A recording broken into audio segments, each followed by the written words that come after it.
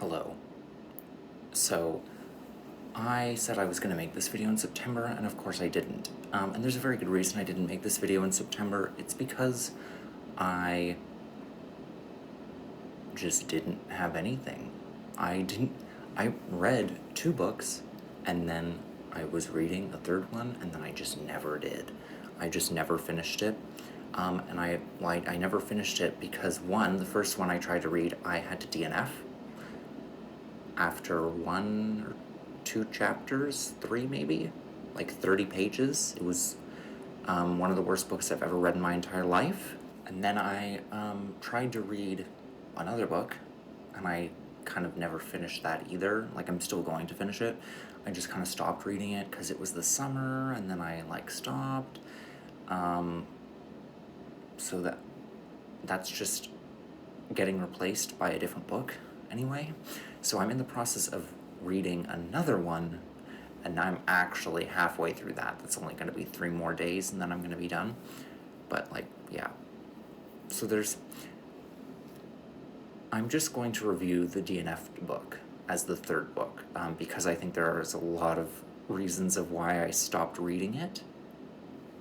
So that's enough of a review, right?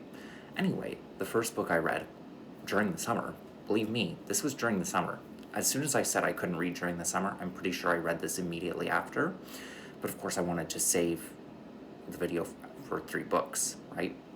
Anyway, the first book I read was Second Place by Rachel Cusk. I think she's British.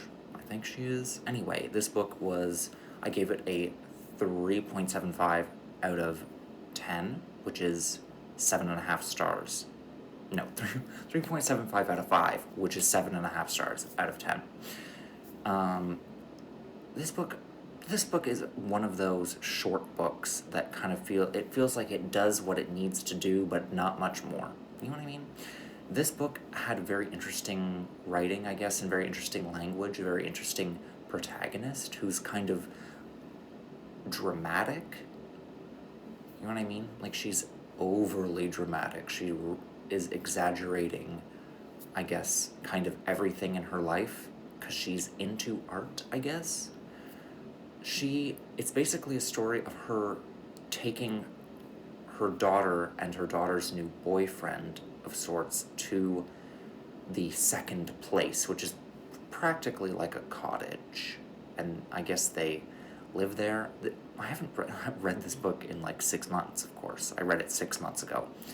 I kind of barely remember what the actual story is, but there's not actually that much story. She's kind of like a woman who's late 40s, maybe 50.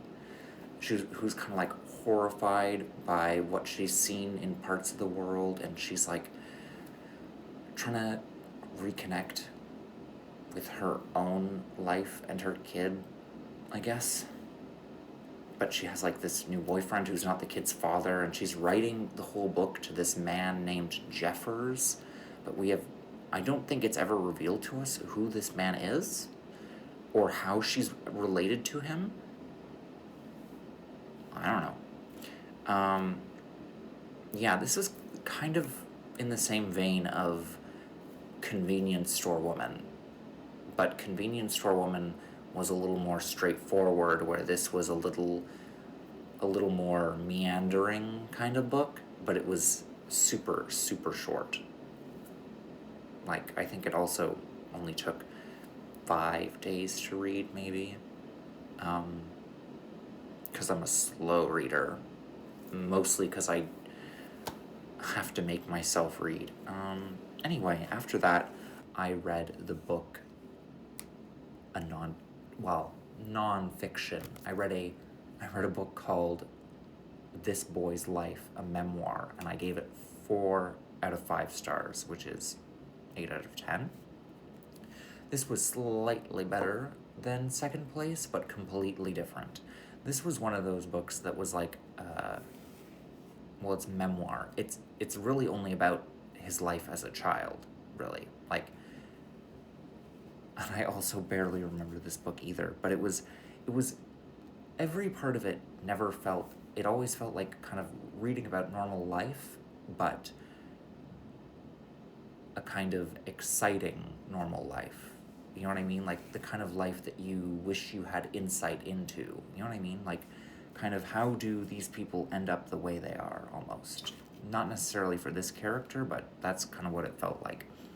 Um, so, yeah, This Boy's Life, it was one of those books that you're probably wondering, how did you even get this in the first place? And I have paperback copies of both of these books. I had to read the paperbacks because the ebooks aren't available, but they're both at home right now, so I don't have them here. And I was loaned This Boy's Life by someone a customer at where I work. She loaned me the book because she thought I would like it. I think she thought I would like it because she thought I liked, I don't know, like kind of wartime books, maybe. But she also liked it. She liked reading that kind of stuff too, so I don't know. I don't usually read nonfiction at all, and this is kind of dramatized real life, I guess you could say, because the brother of the guy who wrote this book like also wrote a book about their dad. The brother didn't live with his dad ever. No. The brother lived with his dad. The person who wrote the book I read did not live with his dad. I don't even remember why. I don't know. He lived with his mom. His mom marries this guy who's like really bad to him, and that's like kind of the story. Anyway, it's one of those books that you really have to read. It's not a book where I can describe the plot to you. It's kind of just, these are the things that happened in his life, and it was all almost always interesting. You know what I mean? Yeah, it was a book that I was like kind of excited to read, I guess, as I was going through, like, because I kind of always felt that there was this promise of an upcoming great story section, and there always was, so I feel like that's why I enjoyed it. And so that brings us to our last book, the book that I DNF'd, the first DNF of this journey. The first DNF would be In Memoriam by Alice Wynne. Maybe that's her name? I don't even remember. Yeah, she can never write again. She's not allowed.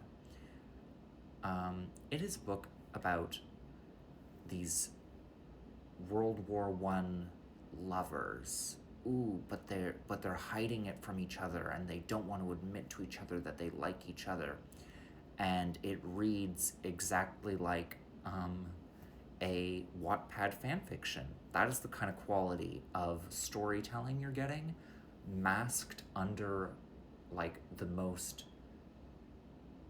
verbose writing you've ever read in your life. It's like, imagine reading, Pride and Prejudice by Jane Austen, but it's the story and actual happenings of a Wattpad fanfiction about World War I. Like, it's genuinely the worst story I've ever read, written with the quality of writing you'd expect from, like, a Nobel Prize winning book. How does that happen? It's like, I'm convinced this was originally fan fiction that got completely rewritten in terms of the actual language, and got sold as a book. Like, they got an editor to rewrite the entire thing in actual professional writing language and not fan fiction language, but kept the story as is. Like, it was like they set something up, you thought, oh, this is going to happen, and then 10 pages later, it happens exactly as you imagined it. Zero imagination going in this story whatsoever. It's so incredibly contrived. And this is only from reading the first 30 pages. It got me so incredibly angry, I had to just stop.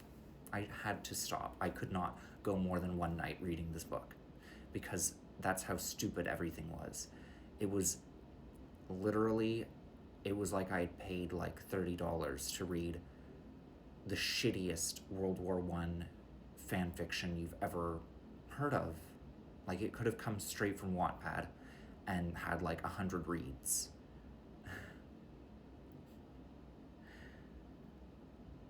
It was also just trying, it was simultaneously trying too hard to be good in a way that all of my favorite, like, highly intellectual books don't try.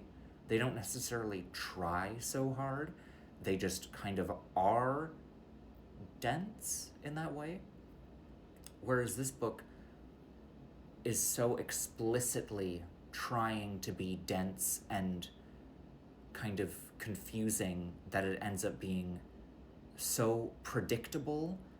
You know what I mean? Like, in its effort to be confusing and high literature, it turns into the most predictable, cliched, poorly written garbage you've ever heard of. I hated both the characters too. Oh my goodness, I hate them. I don't even remember their names. The protagonists, one of them is like gonna get conscripted, and the other one like signs up for the war because his mom is telling him he has to, or something stupid like that. Oh my goodness, and the dialogue, the mother, like the dialogue was always written as though we had to hammer in exactly what was happening because they couldn't speak like real people. They had to say their objectives at all times. You know what I mean? Like the mother. I think the first words we hear of the mother are, "You have to join the war to do XYZ for us." Where's the subtlety? Is that how real people talk? Alice Wynne? No. Anyway, I'm not going to say anything more about this book because I DNF'd it. I'm going to give it the very fair rating of 0 stars. Yeah. Imagine making me rage quit your book after 30 pages, one reading session, because that was all I could handle. It was just compounding terribleness on top of each other. So yeah, that's it for this video. Finally getting this done because I don't want to have it kind of looming over me anymore. What am I reading right now? Currently reading 13 at Dinner, also known as Lord Edgware Dies by Agatha Christie. And oh boy, this was a book that was written in the 30s. Let's just put it that way. Not necessarily for the story, but of our description of some of the characters. Anyway, the story is great so far. And it's very easy to follow. I mean, I'm halfway through. It's only 124 pages in this book. Like, I've got a book that's, it's a hardcover. It's just 5 of her books in one book. It's like 600 pages maybe. Anyway, the first book, 13 at Dinner, which wasn't actually the first book she wrote, but is the first book in the book. Yeah, it's only 124 pages, and I'm on page 60, so I'm about halfway through. So I'll be finishing that in the next 3 days, and then that will be book 1 of the 3 that I will be reading for the next video. And then I'm going to hopefully finish The Pale King, which is a book that I DNF'd because I stopped reading it and then remembered too little about what had happened prior to actually pick up where I left off. So I'm just going to restart that. I only got 25% of the way through. It was just catching me at a time where I was not able to motivate myself to read it all. Coupling that with a book by David Foster Wallace does not spell a recipe for getting me to read consistently. So I just stopped. I'm going to read it again. I didn't stop because the book was bad. I stopped because I didn't want to read. Anyway, I will see you very soon. Goodbye.